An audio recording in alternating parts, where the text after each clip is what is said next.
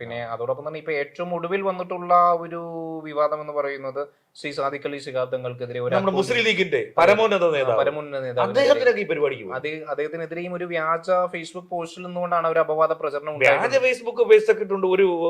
ഒരു പോസ്റ്റ് ഇട്ടുകൊണ്ട് ഒരു മതത്തിന്റെ അല്ലെന്നുണ്ടെങ്കിൽ ഒരു പാർട്ടിയുടെ ഒരു പരമോന്നത നേതാവിനെയൊക്കെ കളിയാക്കുമെന്ന് പറഞ്ഞാൽ അത് ശരിയായ സമീപനമാണോ? അദ്ദേഹത്തെ സംബന്ധിച്ചിടത്തോളം അദ്ദേഹം മതേതര കേരളത്തിന്റെ ഒരു സൂര്യ തേജസ്സല്ലേ, അല്ലെ? സൂര്യ തേജസ് ആണല്ലേ? സൂര്യ തേജസ് ആണല്ലോ, അതിൽ യാതൊരു സംശയവുമില്ല. നമ്മുടെ കേരളത്തിലെ മുസ്ലിം സമൂഹത്തിന്റെ ആത്മീയമായിട്ടുള്ള ഒരു നേതാവാണ് അദ്ദേഹം. ആത്മീയമായിട്ടും പൊളിറ്റിക്കലായിട്ടും ഉള്ള ഒരു നേതാവാണല്ലോ അദ്ദേഹം. അപ്പൊ വ്യാജ ഫേസ്ബുക്കിൽ നിന്നാണ് അദ്ദേഹത്തെ വ്യാജ ഫേസ്ബുക്ക് പോസ്റ്റിൽ നിന്നുകൊണ്ട് മനഃപൂർവ്വമാണോ അതോ ഇനി അദ്ദേഹത്തെ കരിവാരി തേക്കാനാണോ അതോ ഇനി റിയാലിറ്റി ഉണ്ടോ? അതിനെതിരെ ഇപ്പോ അന്വേഷണം ആരംഭിച്ചിട്ടുണ്ട്. ആ അക്കൗണ്ട് എനിക്ക് തോന്നുന്നു അക്കൗണ്ട് ഡിസേബിൾ ആയിട്ടുണ്ട്.